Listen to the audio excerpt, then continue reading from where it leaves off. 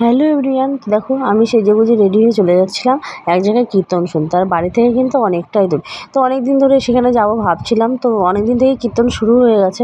তো আজকে ভাবলাম না, ছেলে যখন স্কুলে যায়নি, ছেলে বাড়িতেই আছে, তো যাই একটু কীর্তন শুনেই আসি। আর একদম দুপুরবেলা, দেখো মানে ছবিটা থেকে বুঝতেই পারছো বাইরে ছিল প্রচণ্ড রৌদ্র।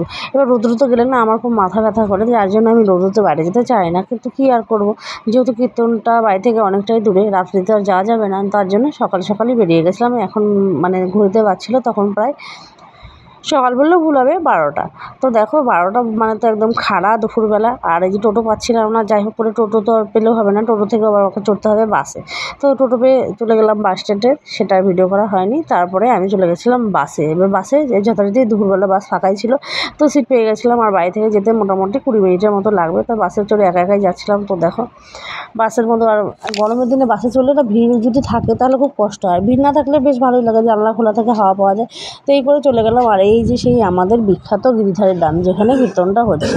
তো বাস থেকে নেমে আমাকে টোটো ধরতে হবে, যথারীতি এই যে টোটোতে উঠে গেলাম। এবার না চিনলেই যাওয়া হয়।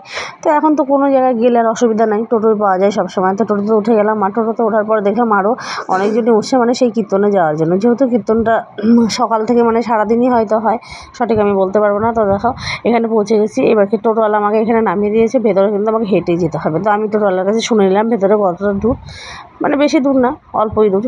আমাকে বললো যে অল্প একটু যান, সামনেই পেয়ে যাবেন। তো আমি তো কোনো দিন যাইনি, আর একা গেছি, তার জন্য ঠিক আছে চলো, কোনো ব্যাপার না, শুনে শুনে যাবো।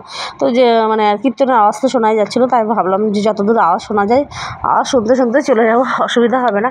তো দেখো যাচ্ছিলাম, আর একদম গ্রামের পরিবেশ। মানে এখন তো সচরাচর এইরকম গ্রাম দেখা যায় না। যেখানে আমি সবচেয়ে একটা ইউনিক জিনিস দেখছিলাম, সে হচ্ছে ওগুলো যাকে বলে কল। যে কলটা আগে সবার বাড়িতেই ছিল, আমাদের বাড়িতেও ছিল, যেটা যখন কল আর কোনো কাজে লাগে না। তো এই রাস্তাতে অনেকগুলো কল ছিল, যেটা আমার দেখতে খুব ভালোই লাগলো। আর এই যে একদম দেখো বিখ্যাত গেট, যেটা রাস্তা থেকে দেখা যাচ্ছিল। আর গোটা রাস্তাটায় এখানে লাইটিং দেওয়া ছিল, যেটা দিনের বেলা তো আর বোঝা যাচ্ছে না, রাত্রিবেলা হলে ভালো বোঝা যেত। এবার রাত্রিতে কী করা যাবে, রাত্রিতে তো আর যাওয়া যাবে না, কারণ বাড়ি থেকে যেহেতু অনেকটাই দূরে। আর দেখো এইখানে ছিল একটা প্রাচীর, সব প্রাচীরগুলোতে একদম ঠাকুরের ছবি দেওয়া, মানে ঠাকুরের বিভিন্ন মহিমা আর কি চিত্র তুলে ধরা হয়েছে। আর এটা প্রাচীরে পেন্ট করা না ছবি লাগানো সেটা আমি বুঝতে পারিনি, কারণ দুপুরবেলা তো ছিল, আমি তো রোদ্রে তাকাতেই পারছিলাম না, রোদ্রে যেহেতু আমি তাকাতেও পারি না, মানে ভীষণই সমস্যা, শুধু আমি ভিডিওগুলো করছিলাম। তো বেশ ভালোই লাগছিলো, কিন্তু গিয়ে আমার একটাই আফসোস, যেহেতু মন্দির 12টা পার, তো মন্দির বন্ধ। তো কী আর করবো, শুধু বাইরে থেকেই ছবি তুলে আসলাম আর ঠাকুরকে প্রণাম করে আসলাম, যে অন্য আরেকদিন যাবো, কারণ আজকে তো দেখার সৌভাগ্য হলো না।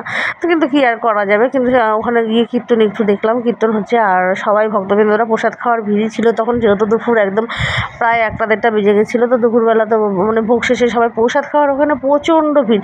এখানে নাকি প্রত্যেকদিন প্রায় 1-1.5 হাজার লোকের রান্না হচ্ছে, এই যতদিন থেকে কীর্তন থাকবে, মানে 15-20 দিন মতন ওখানে সবাই বলাবলি করছিলো, তাই একটু শুনলাম। আর দেখো আমার সবথেকে ভালো লেগেছে যে এই ছবিগুলো, মানে যতদূর দেওয়াল যাচ্ছে সব কিন্তু একদম মানে এইটা কি মানে একটা পেন্ট করা না মানে ছবি লাগানো, সেটা আমি বুঝতে পারিনি। তো বেশ আমার ভালোই লাগলো গিয়ে।